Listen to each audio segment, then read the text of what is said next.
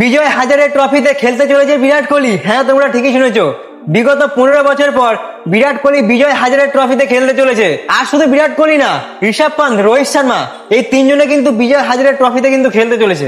2027 যে world cup আছে, সেই ওয়ার্ল্ড কাপের জন্য বিরাট কোহলি নিজেকে সমস্ত দিক থেকে কিন্তু রেডি করে নিচ্ছে। যেহেতু সে টি20 ফরম্যাট আর টেস্ট ফরম্যাট থেকে রিটায়ার নিয়ে নিচ্ছে, সেই জন্য ওডিআই ফরম্যাটে কোনো খেলা কিন্তু সে মিস করতে চাইছে না। কদিন আগে খেললো সাউথ আফ্রিকার সাথে ওডিআই সিরিজ, এখন বিজয় হাজারে ট্রফির মতন ঘরোয়া সিরিজও কিন্তু সে খেলতে চাইছে।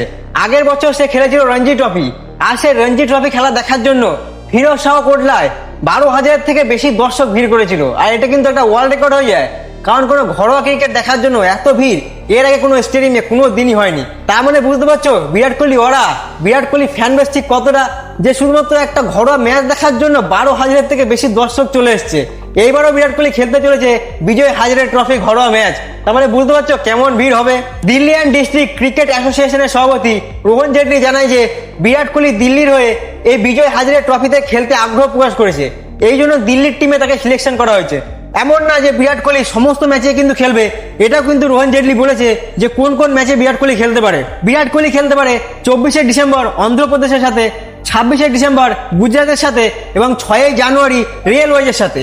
এই 3-4টে ম্যাচে কিন্তু বিরাট কোহলিকে দেখা যেতে পারে এই ঘরোয়া ক্রিকেটে। মানে বুঝতেই পারছো এই 3-4 দিন এই ম্যাচগুলো দেখার জন্য কেমন ভিড় হবে স্টেডিয়ামগুলোতে। কিন্তু আমার মনে হচ্ছে এই 2027 ওডিআই যে ওয়ার্ল্ড কাপটা আছে, সেই ওয়ার্ল্ড কাপটা শেষ হওয়ার পরে কিন্তু বিরাট কোহলি মনে হচ্ছে ওডিআই ফরম্যাট থেকে কিন্তু রিটায়ার নিয়ে নেবে। কারণ আমার মনে হচ্ছে বিরাট কোহলি এই 2027 ওডিআই ওয়ার্ল্ড কাপে নিজের সব থেকে বেস্ট পারফরমেন্স দেবে। সব থেকে বেস্ট পারফরমেন্স তো দিয়ে এসছে, কিন্তু সব থেকে বেস্ট তার কেরিয়ারের বেস্ট পারফরমেন্স এই 2027 ওডিআই ওয়ার্ল্ড কাপে দেবে। আর ভারতকে ওডিআই ওয়ার্ল্ড কাপটা জিতানোর পর ওডিআই ফরম্যাট থেকে কিন্তু রিটায়ার নিয়ে নেবে। কারণ তোমরা তো দেখেছো টি20 ওয়ার্ল্ড কাপ জেতানোর পর কিভাবে টি20 ফরম্যাট থেকে রিটায়ার নিয়ে নিচ্ছে। আমার কিন্তু মনে হচ্ছে ওডিআই ওয়ার্ল্ড কাপটা জেতানোর পর ওডিআই ফরম্যাট থেকে কিন্তু রিটায়ার নিয়ে নেবে। বাকি তোমাদের কি মনে হচ্ছে বিরাট কোহলি এই 2027 ওডিআই ওয়ার্ল্ড কাপটা খেলার পর ওডিআই ফরম্যাট থেকে কি অবশ্যই নিয়ে নেবে? অবশ্যই তোমাদের মূল্যবান মতামত আমার কমেন্টে বলে যাবে। তাহলে চলো আজকে ভিডিওটা এখানে শেষ করছি। দেখা হচ্ছে কালকে একটা নতুন আর ইন্টারেস্টিং ভিডিওর সাথে। ততক্ষণে জন্য তোমরা সবাই ভালো থাকবে, সুস্থ থাকবে, আর আমার চ্যানেলটা সাবস্ক্রাইব করে নিতে একদমই ভুলবে না।